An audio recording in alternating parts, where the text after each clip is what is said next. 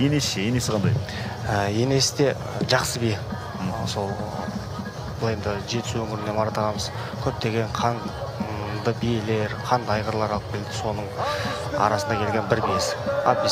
Сонымен басталды. Құрметті көрермен, және бірден қазір алға суырып шыққан жүйрік бар сияқты. Торы жүйрік қазір қайсысы екенін анықтай жатамыз. Және торы жүйріктің қазіргі жоқ дегенмен басын тежеуге тырысып бара жатыр. Көрермендерге есіне салайық. 5,5 айналым, яғни 11 шақырым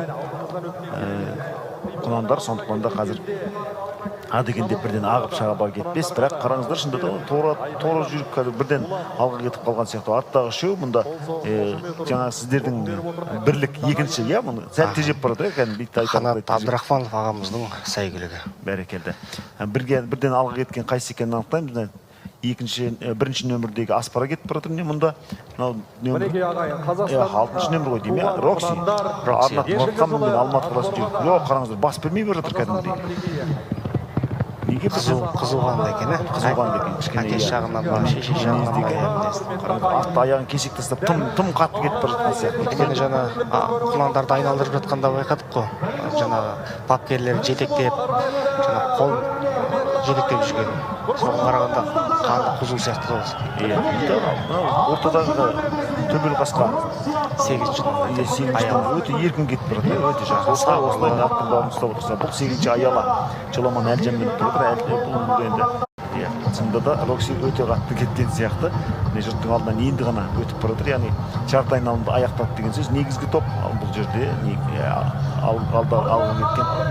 Қазір тіпті қанша шамамен жарты айналымды алға кетіп қалған сияқты. Бұл енді өткен жолы көшпенділердегі аламанда да байқап, Түркияның атынан түскен боз көп бозат. Мысалы үшін қанша алға кетіп қалды, бірақ бәрібір қуып жүріп.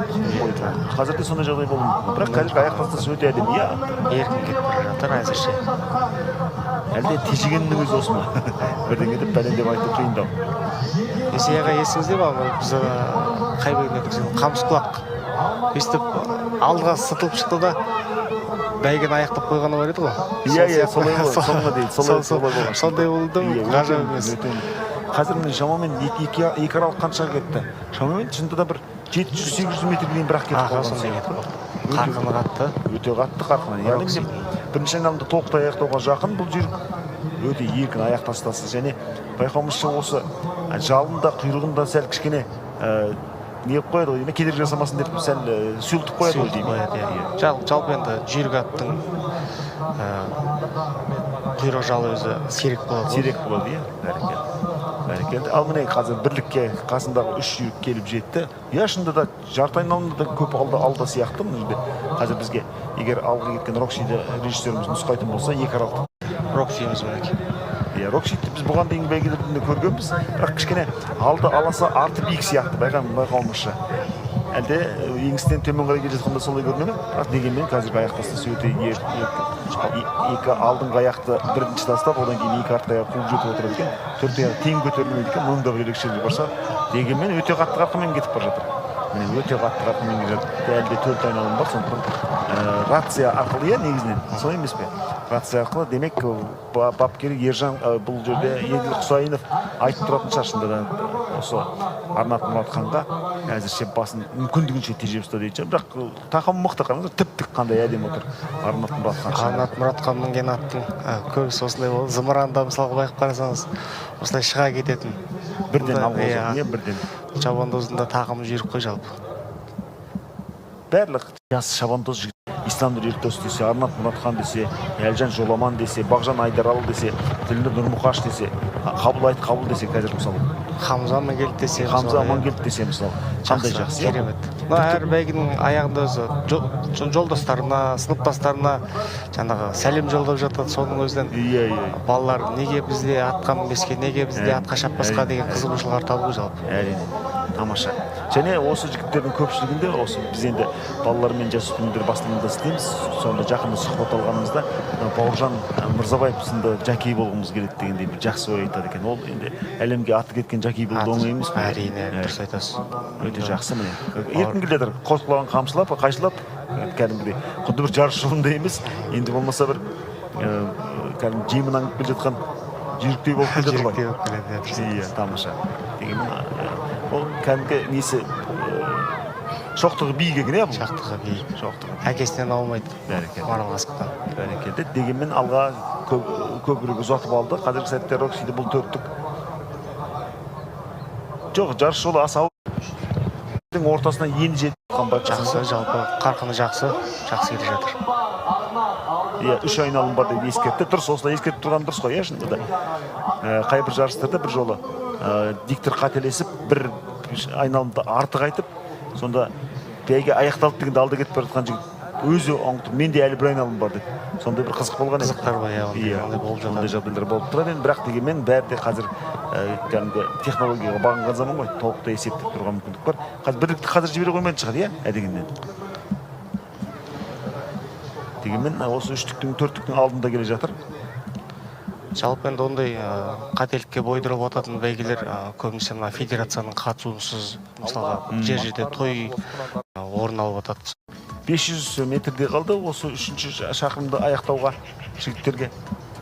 Бұл екінші топтағы негізгі топтан кейінгі келе жатқан, яғни көшбасшыдан кейін келе жатқан топқа бұл жерде шында да екі Рокси оларды олай бастағанын екінші топ ағайын әлі де ал бірліктің қазір қарқын жаман емес, әлде құлақ тіптік өте жақсы. Ал одан кейін келе жатқан бірінші нөмірлі Аспараның екінші алып бара жатқанын болады. Және Аспараның қасында екінші нөмірдегі Тауқара, ол да жаман емес. Тауқара десе Тауқара, қараңыздар. Несі кеудесі қандай кең, өте әдемі келе жатыр. Олар екі айналымды енді аяқтады. Екі айналымды енді аяқтады. Нақтылай түсеміз, міне. Бәрекелді мінекей.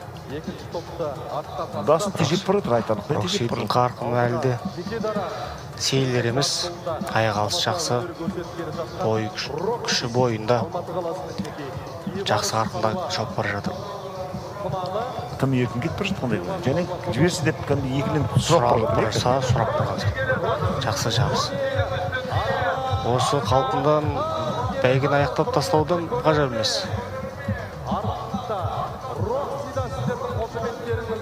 Жоқ, дегенмен жарты айналымдай алды екен. Осы ұста келген сәтте. Таза жарты.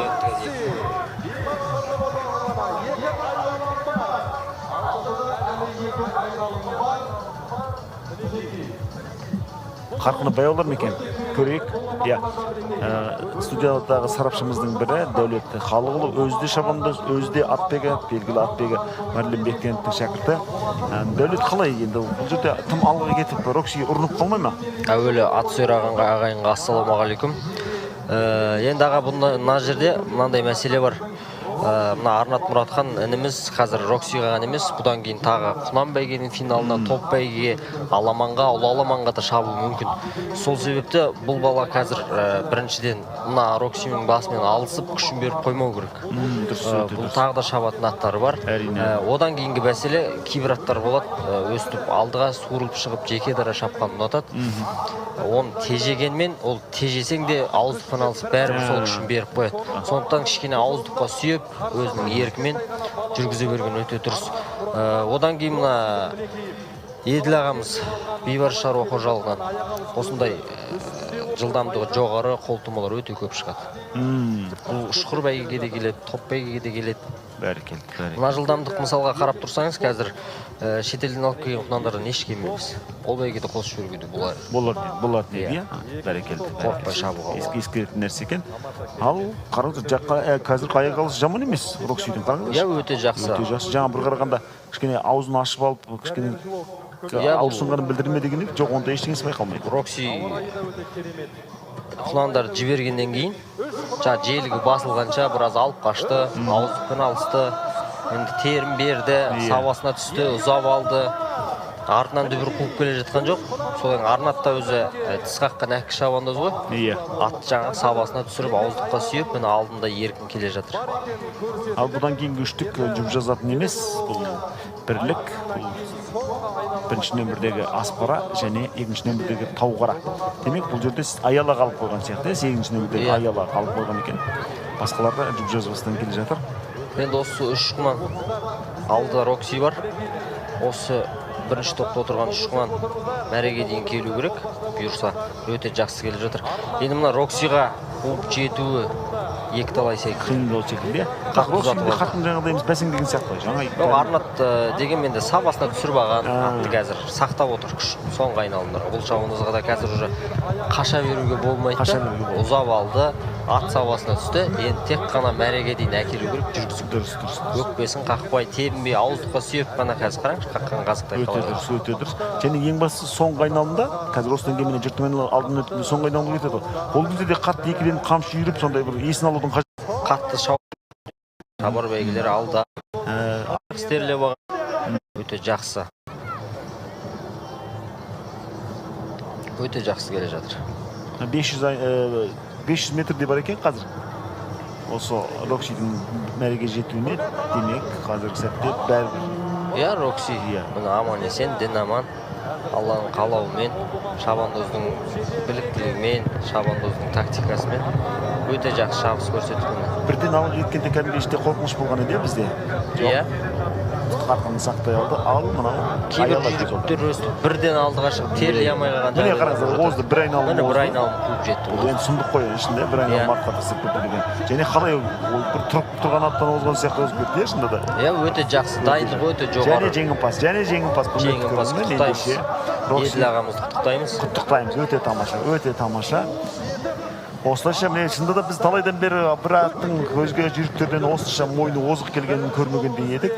Міне қазір. Мұнда 2-3 орынға кәдімгідей егес басталып кеткен. Аспарамен бірлік. Иә, Аспарамен бірлік. Бірінші және 10-шы нөмірдегі жүйріктер екеуінде қарқын жаман емес. Міне қазір енді осы кезде шабандоздың біліктілігі, аттың жүйріктілігі танылатын сәт қой. Бұл соңғы бұрылыс қой қателеспесек, иә? Иә, соңғы бұрылысқа таяп келе жатыр. Дегенмен алға Аспара шығып кетті қазір. Аспара шығып кетті. Аспара ішкі траекториямен өте жақсы кетіп бара жатыр қазір. Жақсы бала қамшыға баспай, қамшыны айналдырып, жақсы алып келе жатыр құнанды. Міне енді салды қамшыларын, қамшыға басты, ауыздыққа сүйеп. Осылайша біз Роксидің ізін ала қайсы жүріп келетінін қазір шамалаймыз. Аспара, Исламнұр ертөс мініп келе жатыр. Аспара өту керек. Исламнұр қараңыздар, артына қарайлап та келе жатыр қазір. Қаншалықты жақындады деген мәселенде. Иә, бұлаға шабандоздың біліктілігі ғой. Артына қарап, ара қашықтыққа қарап, бәрін бақылауда ұстап отыр. Тамаша. Аспара, сонымен Алматы қаласының жүйрігі Аспара, Исламнұр ертөс мінген Ержан Қадыровтың аты қазір мәреге екінші болды. Тамаша. Өте тамаша бәйге болды. Ал үшінші бірлік ол да жаман емес. Өзіміздің бірлігі, иә. Жақсы көрсеткіш. Жетісу облысының жүйрігі Нұрәли Айтқабылдың Досжан ағамызды құттықтаймыз. Бұлардың